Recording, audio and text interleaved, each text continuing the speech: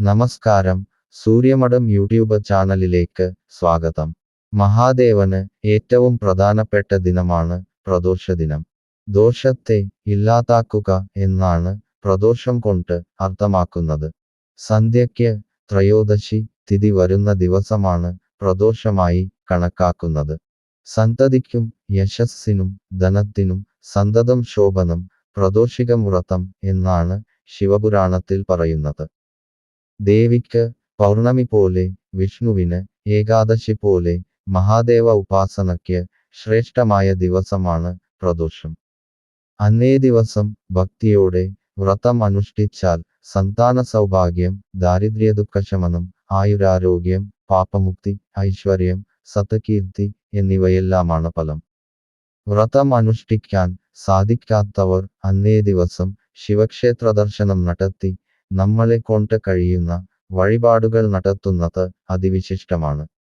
കറുത്ത പക്ഷത്തിലും വെളുത്ത പക്ഷത്തിലുമായി ഒരു മാസം 2 പ്രദോഷമുണ്ട്. 2 പ്രദോഷത്തിലും ഭക്തർ വ്രതം അനുഷ്ഠിക്കാറുണ്ട്. കറുത്ത പക്ഷത്തിലെ പ്രദോഷവ്രതം മാത്രം അനുഷ്ഠിക്കുന്നവരുമുണ്ട്. സാധാരണ പ്രദോഷവ്രതം അനുഷ്ഠിക്കുന്നതിനേക്കാള് 12 ഇരട്ടി ഫലം നൽകുന്നതാണ് ശനിപ്രദോഷം എന്ന് പറയാറുണ്ട്. കാരണം മാസം തോറും കറുത്ത പക്ഷത്തിൽ പ്രദോഷവ്രതം നോറ്റ ഫലം അപൂർവമായി വരുന്ന ശനിപ്രദോഷം നോറ്റാൽ ലഭിക്കും.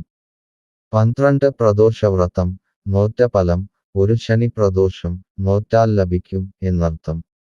2024 ഓഗസ്റ്റ് 31 ശനിയാഴ്ച കറുത്തപക്ഷ പ്രദോഷം ശനിപ്രദോഷം എന്ന് അറിയപ്പെടുന്നു. ഇത് അനുഷ്ഠിക്കുന്നത് ഉത്തമമാണ്. പ്രദോഷവ്രതമെടുക്കുന്നവർ രാവിലെ കുളിച്ച് ഭസ്മം തൊട്ട് വൃത്തിയും ശുദ്ധിയുമുള്ള വസ്ത്രം ധരിച്ച് ക്ഷേത്രദർശനം നടത്തണം. സ്വന്തം കഴിവിനൊത്ത വഴിപാടുകൾ നടത്തണം. അന്ന് ഓം നമഃ ശിവായ, ശിവ അഷ്ടോത്തര നാമാവലി, ശിവസ്വരൂപ വർണ്ണന ശങ്കര ധ്യാനപ്രകാരം ഉമാമഹേശ്വര സ്തോത്രം, പ്രദോഷ സ്തോത്രം തുടങ്ങി ശിവപ്രീതികരമായ മന്ത്രങ്ങളും സ്തോത്രങ്ങളും പരമാവധി ജപിക്കണം. ക്ഷേത്രത്തിൽ പോകാനും വ്രതം എടുക്കാനും കഴിയുന്നില്ലെങ്കിൽ വീട്ടിൽ ഇരുന്ന് പ്രാർത്ഥിച്ചാലും മതി. ഓം നമഃ ശിവായ പരമാവധി പ്രാവശ്യം ജപിക്കുന്നത് കൂടാതെ പാർവതീ സമേതനായ ശിവനെ സങ്കൽപ്പിച്ചുകൊണ്ട് ഓം ഹ്രീം നമഃ ശിവായ എന്ന ശക്തി പഞ്ചാക്ഷരി മന്ത്രം ജപിക്കുന്നതും ഉത്തമമാണ്. ശിവസഹസ്രനാമം ജപിക്കുന്നത് ഏറ്റവും നല്ലതാണ്. ശിവലീലകളടങ്ങുന്ന ശിവപുരാണം പാരായണത്തിന് ഏറ്റവും നല്ല ദിവസവുമാണിത്. അന്ന് ഉപവസിക്കാൻ കഴിയുന്നില്ലെങ്കിൽ മിതമായി മാത്രം ഭക്ഷണം കഴിക്കുക. പ്രാർത്ഥനയ്ക്കുള്ള സന്ധ്യാസമയമാണ് പ്രദോഷമായി കണക്കാക്കുന്നത്. അസ്തമയത്തിന് 1.5 മണിക്കൂർ മുൻപും പിൻപുമായി വരുന്ന സമയം.